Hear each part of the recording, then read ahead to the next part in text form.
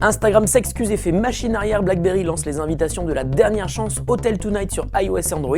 Et la question du jour, mais qu'est-ce qu'il se passe avec le Nexus 4 en France? Ah, on est le mercredi 19 décembre, c'est donc l'anniversaire de Elsa. Bon anniversaire Elsa, et c'est parti pour le Fresh News du jour. This is funky fresh. This is funky fresh.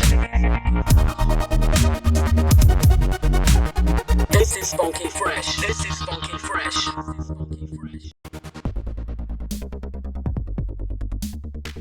Il n'aura pas fallu longtemps pour que Instagram réagisse à la polémique dont nous vous parlions hier. Les nouvelles conditions d'utilisation du service qui seront mises en place à partir du 16 janvier prochain permettent en effet à Instagram de revendre les photos de ses utilisateurs sans leur demander leur autorisation ni même les rétribuer. L'info a provoqué un tollé général, provoquant même des vagues de suppression de comptes. Le patron de Instagram, Kevin Systrom, a donc réagi hier soir dans un billet publié sur son blog. Il y présente ses excuses, il explique que les conditions d'utilisation ont été mal exprimées et donc mal interprétées. Kevin Systrom précise que les photos appartiennent bien à leurs auteurs et qu'il n'est pas question de les revendre. Instagram va donc modifier le texte pour le rendre parfaitement clair. Alors, est-ce réellement une mauvaise interprétation ou Instagram, qui est désormais la propriété de Facebook, n'a-t-il pas été poussé à générer du profit avec le contenu de ses utilisateurs? Pour l'instant, rien n'est parfaitement clair et on attend donc de voir le remaniement de ce fameux texte, affaire à suivre. Ça ressemble à l'invitation de la dernière chance pour RIM. Le 30 janvier prochain, le fabricant canadien du BlackBerry présentera sa nouvelle gamme de smartphones et son nouvel OS. Déjà montré en vidéo depuis plusieurs mois, BlackBerry 10 doit marquer le renouveau d'une marque au bord du gouffre. RIM l'indique clairement, BlackBerry a été redesigné, réinventé, redéveloppé. Vous l'avez compris, ici c'est beaucoup plus que la simple présentation d'un smartphone, c'est le renouveau d'une marque et de son écosystème complet avec des smartphones, un nouvel OS et sans aucun doute un public à reconquérir.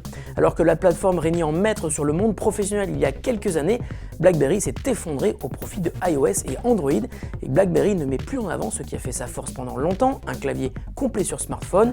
Au lieu de ça, le constructeur met toute son énergie sur des appareils entièrement tactiles.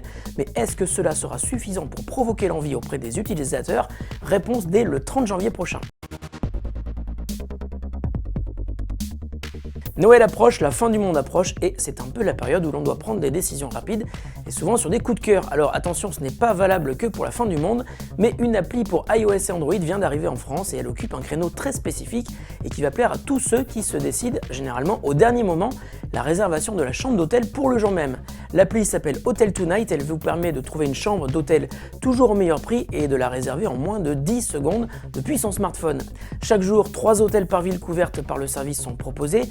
L'appli vous géolocalise et si vous êtes dans une grande métropole, vous propose le meilleur prix proche de l'endroit où vous vous trouvez. Lancé en 2011 aux États-Unis, Hotel Tonight couvre désormais 75 destinations dans le monde, dont la France, avec des hôtels déjà référencés à Paris et à Nice, et ce n'est qu'un début. Hotel Tonight est une appli gratuite et c'est notre coup de cœur du jour. La question du jour nous vient de Arnaud Oswald. Salut Arnaud, qui nous dit: le Google Nexus 4 est vendu par SFR à 630 € alors qu'il est annoncé à 350 € sur Google Play. Quand sera-t-il à nouveau dispo sur Google Play? Normal. Eh bien Arnaud, rien ne semble très simple pour pouvoir acquérir le Nexus 4 en France. En effet, il est dispo en exclu chez SFR jusqu'au 20 février et son prix hors pack, qui est de 630 € est le prix normal imposé aux revendeurs par Google et LG.